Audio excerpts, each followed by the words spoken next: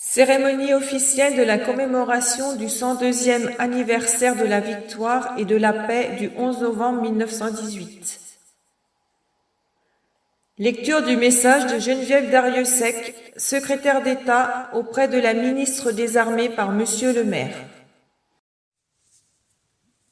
Journée nationale de commémoration de la victoire et de la paix. Hommage à tous les morts pour la France. C'était il y a un siècle.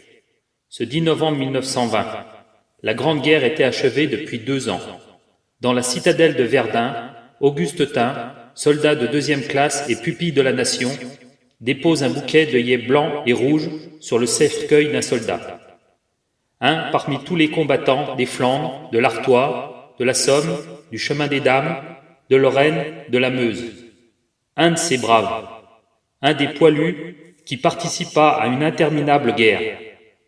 Un de ces Français qui œuvra à la tâche incommensurable de la victoire. Un parmi des milliers devenus le soldat inconnu.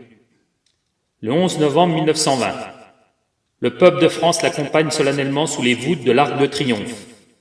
La patrie, reconnaissante et unanime, s'incline respectueusement devant son cercueil, en saluant la mémoire de tous les soldats morts sous le drapeau tricolore. Quelques mois plus tard, il était inhumé. Depuis 1923, la flamme du souvenir veille nuit et jour sur sa tombe. Chaque soir, elle est ravivée pour que jamais ne s'éteigne la mémoire. La sépulture du soldat inconnu est devenue le lieu de recueillement national et le tombeau symbolique de tous ceux qui donnent leur vie pour la France. Cet anonyme représente chacun de nos morts et tous nos morts en même temps. Cette mémoire vit également dans chacune de nos communes, dans chaque ville et village de France, dans chacun de nos monuments aux morts, dans chacun des cimetières, dans nos mémoires familiales. Elle vit dans l'œuvre de Maurice Genevoix, qui entre aujourd'hui au Panthéon. Le président de la République l'a souhaité en l'honneur du peuple de 14-18. Maurice Genevoix n'entre pas seul au temple de la nation. Il y entre en soldat des éparges, en écrivain et en porte-étendard de ceux de 14. Il y entre avec ses millions de frères d'armes, ceux dont il a immortalisé le souvenir, l'héroïsme et les souffrances. Il y entre avec la société de la première ligne à l'arrière, mobilisée face à l'adversité et qui a tenu avec une admirable endurance. 8 millions de soldats combattirent sous les couleurs de notre drapeau. Aucun d'entre eux ne revinrent totalement indemnes. Des centaines de milliers furent blessés dans leur chair et dans leur âme. 1 400 000 tombèrent au champ d'honneur. Nous ne les oublions pas. Inlassablement, nous les honorons.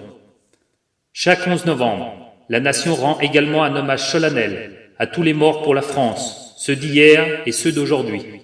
Chaque année, nous rappelons leurs noms. Chaque 11 novembre est un moment d'union nationale et de cohésion autour de ceux qui donnent leur vie pour la France, pour ceux qui la servent avec dévouement et courage. En cet instant, au souvenir des événements passés, aux prises avec les épreuves de notre temps, nous nous rappelons que c'est tout un peuple, uni et solidaire, qui fit la guerre, qui la supporta et en triompha. Geneviève Darrieussecq.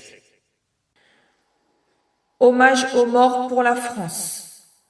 Une gerbe est déposée par Monsieur le maire et le président des anciens combattants.